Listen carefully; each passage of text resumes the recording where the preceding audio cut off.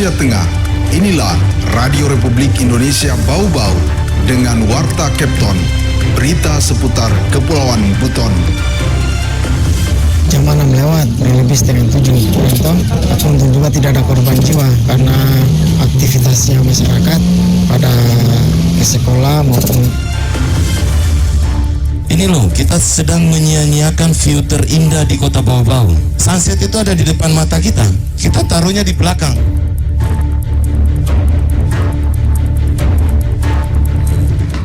Selamat pagi dari Jalan Limbowolio, Kelurahan Tanganapada, Kecamatan Merhum, Kota Bau-Bau. Inilah Radio Republik Indonesia dalam penyampaian Warta Kepton. Kami sampaikan terlebih dahulu pokok-pokok berita utama. Pemerintah Kelurahan Bone-Bone, Kota Bau-Bau bertekad menjadikan kelurahan yang mayoritas kawasan pemukimannya berbatasan dengan pesisir ini menjadi waterfront city. Pohon berukuran besar tumbang dan menutupi badan jalan di Kelurahan Wameo, Kota Bau-Bau pada Senin pagi kemarin. Inilah Warta Kepton selengkapnya Selasa 10 September 2024 bersama saya Laode Muhammad Syahribul.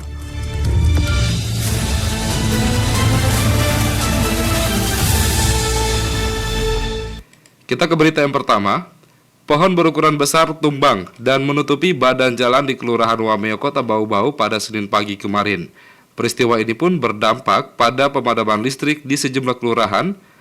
Dan mengenai hal tersebut kita ikuti laporan reporter Hairul Mulku. Jam 6 lewat, kurang lebih setengah 7 Untung juga tidak ada korban jiwa karena aktivitasnya masyarakat pada ke sekolah maupun. Sebuah pohon asam berukuran besar tumbang dan menutup seluruh badan jalan di penurunan Rau Jalan Dr. Wahidin yang membagi Kelurahan Tarafu dan Kelurahan Wameo, Kecamatan Batu Poro, Kota Bau-Bau pada Senin pagi. Tumbangnya pohon yang diperkirakan hampir 100 tahun itu pun menutup akses kendaraan dan warga dan menimpa kabel listrik sehingga memutus aliran listrik ke rumah-rumah warga. Tim gabungan dari sejumlah instansi pun turun bersama-sama berjibaku memotong dahan pohon. Dikonfirmasi RRI Lurah Wameo Laode Taufan Jaya mengatakan peristiwa itu terjadi sekira pukul 6 pagi. Untungnya saat kejadian tidak ada warga yang melintas, dahan pohon pun tidak sampai menimpa rumah warga sehingga terhindar dari adanya korban jiwa. Jam 6 lewat, kurang lebih setengah 7 Untung juga tidak ada korban jiwa karena aktivitasnya masyarakat pada ke sekolah maupun kantoran. Seandainya kena hari Minggu mungkin aktivitasnya masyarakat agak banyak karena aktivitas ke Pasar Wameo. Akses jalan sementara ditutup. Untuk rumah warga tidak ada. Untung juga ada kabel tiang listrik yang bisa menahan pohon. Tapi seandainya tidak ada kabel mungkin sekitar 3 rumah yang tapi masuk dia di Kelurahan Tarafu. Di tempat yang sama, tim leader operasi PLN UP3 Bau-Bau Isran mengatakan gangguan pohon tumbang ini berdampak pada terputusnya aliran listrik di sebagian wilayah Kelurahan Wale, Lamangga, Tanganapada, Wameo Tarafu, dan Jalan Betoambari. Setelah tim yang diturunkan bekerja cepat, pada sekira pukul 10 pagi, jaringan listrik yang tertimpa pohon dapat segera diperbaiki sehingga aliran listrik pun tersambung kembali. Jam 10 sudah normal, sudah berhasil diatasi gangguan pohon tumbang. Dia tidak memakan korban. Untuk himbauan dari PLN, jika ada pohonnya yang mendekati jaringan, mohon koordinasi ke PLN untuk ditebang. Nanti tim pemeliharaan dari PLN yang tebangkan. Daripada warga yang tebang, salah penebangan bisa mengenai jaringan PLN atau membahayakan diri sendiri atau warga lainnya, utamanya yang di pinggir jalan. Untuk biaya tidak ada, sekarang bisa dilaporkan via PLN Mobile atau bisa juga datang ke kantor. Dari PLN dia siap itu 24 jam. Saat kejadian, cuaca di Kota Bau-Bau dalam kondisi cerah. Diduga pohon tersebut roboh akibat curah hujan yang tinggi di sepanjang hari Minggu kemarin. Reporter RRI Bau-Bau Hairul Mulku melaporkan.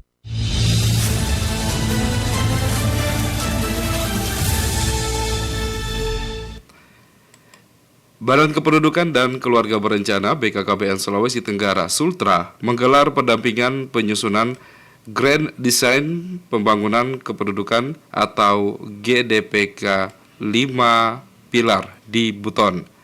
Dilansir Antara Sultra, Ketua Tim Kerja Hubungan Antar Lembaga Advokasi KIE dan Humas BKKBN Sultra Mustaqim mengatakan kegiatan tersebut bertujuan untuk memberikan pengetahuan tentang indikator-indikator yang harus diperhatikan dan sasaran-sasaran yang harus dicapai dalam kurun waktu 5 tahun mendatang, sehingga setiap pemangku kebijakan dapat mengimplementasikan tidak hanya tentang penyelesaian rencana sesuai format, tetapi juga dapat meningkatkan kualitas rancangan. Sebab kata Mustaqim, Sultra memiliki jumlah penduduk yang besar dan karakteristik yang berbeda-beda, dan itu perlu untuk terus dimonitor dan dipetakan secara geografis sebagai peta acuan kerja sampai level terbawah karena sangat akan berpengaruh kepada pembangunan.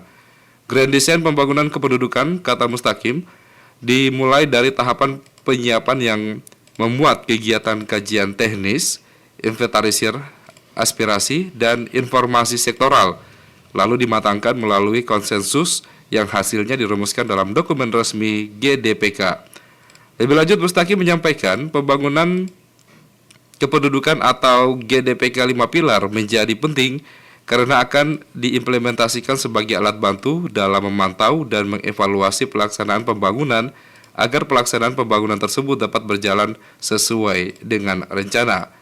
GDPK 5 pilar mencakup bidang pengendalian kuantitas penduduk, peningkatan kualitas penduduk, pembangunan keluarga, penataan persebaran, dan pengaturan mobilitas penduduk, serta penataan administrasi kependudukan. Untuk itu diperlukan keseriusan dalam koordinasi dan sinergi antar pemerintah pusat, pemerintah daerah, dan masyarakat agar dapat mencapai target tujuan pembangunan kependudukan yang optimal. Anda sedang mendengarkan Warta Kepton, berita seputar Kepulauan Buton. Kita ke berita yang lainnya. Pemerintah Kelurahan Bone-Bone Kota Bau-Bau bertekad untuk menjadikan kelurahan yang mayoritas kawasan pemukimannya berbatasan dengan pesisir itu untuk menjadi waterfront city. Mengenai hal tersebut selengkapnya dilaporkan reporter RRI Bau-Bau, Afriansyah. Ini loh, kita sedang menyia-nyiakan view terindah di Kota Bau-Bau.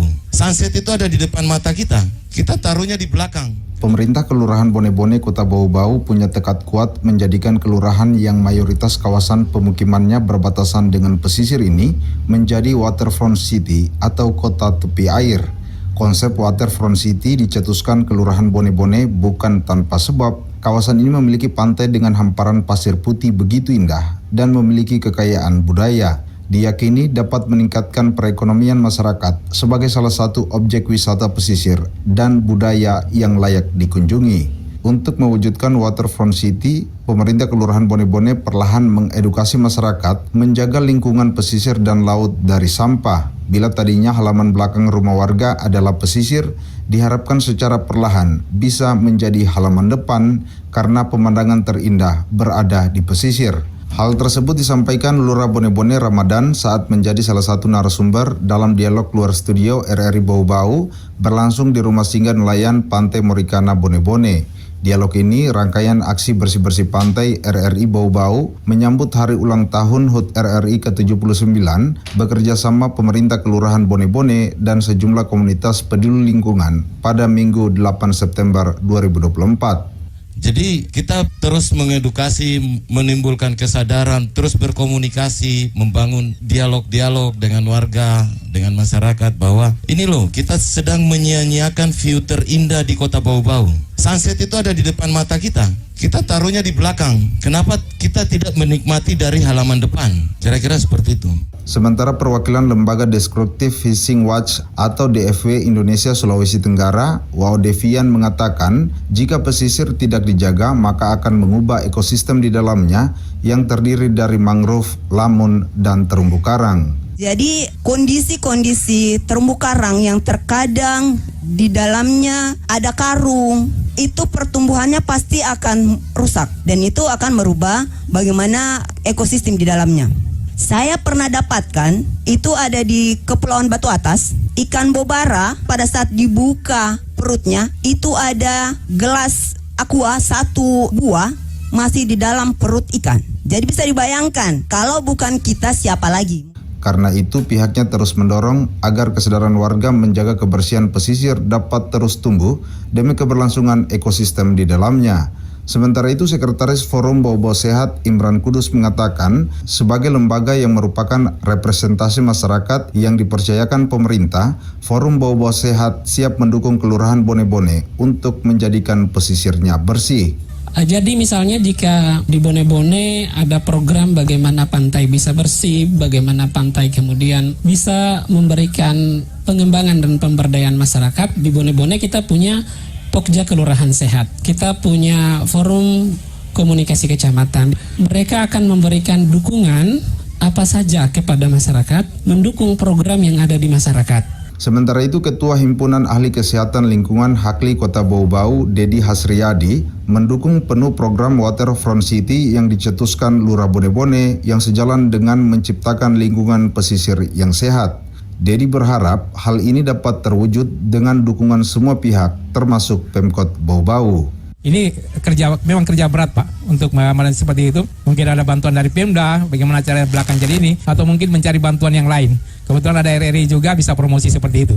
Ketua Forum Komunikasi Kecamatan Sehat Kecamatan Batu Puaro, Daud, mengapresiasi peran RRI Bau-Bau bisa memfasilitasi diskusi bersama masyarakat untuk mewujudkan lingkungan yang bersih dan sehat di Kelurahan Bone-Bone. Jadi hari ini perlu kita apresiasi RRI sampai dengan hari ini usia 79 tahun tetap semangat dan semangat. Reporter RRI Bau-Bau, Afriansa, melaporkan.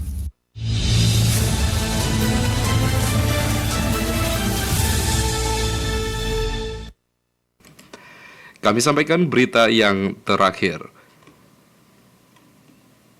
Pejabat Gubernur Sulawesi Tenggara Andap Budi Revianto kemarin melakukan kunjungan kerja di Provinsi Aceh untuk menemui dan memberikan motivasi kepada seluruh atlet yang turun bertanding di arena PON ke-30 Aceh dan Sumatera Utara.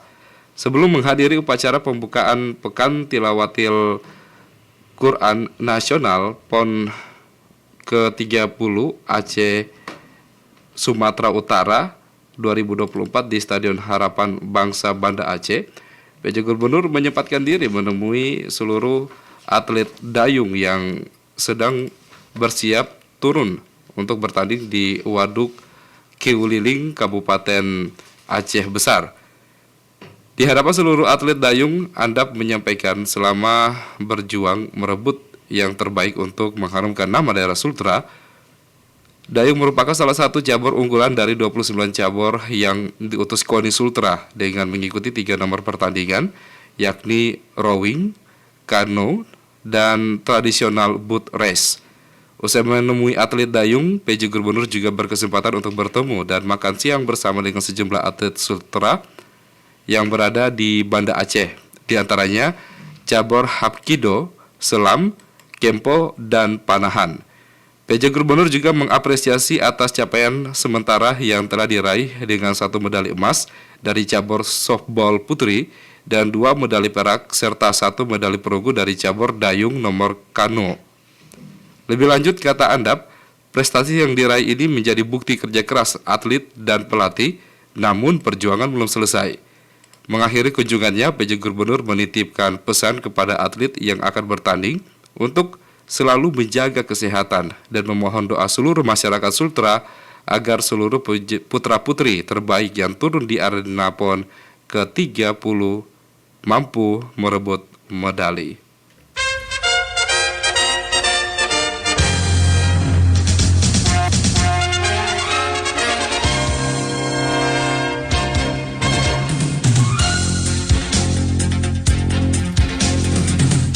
Demikian penyampaian Warta Kapten pagi hari ini, dan sebelum berpisah, kami sampaikan terlebih dahulu pokok-pokok berita utama. Pohon berukuran besar tumbang dan menutupi badan jalan di Kelurahan Wameo, Kota Bau-Bau pada Senin pagi. Pemerintah Kelurahan Bone-Bone, Kota Bau-Bau bertekad untuk menjadikan kelurahan yang mayoritas kawasan pemukimannya berbatasan dengan pesisir ini menjadi Waterfront City. Kami harap Anda tetap bersama Radio Republik Indonesia Bau-Bau untuk mengikuti program-program kami selanjutnya. Saya Laude Muhammad Syaribul mengucapkan terima kasih. RRI Bau-Bau terus mengudara untuk Indonesia Sampai jumpa.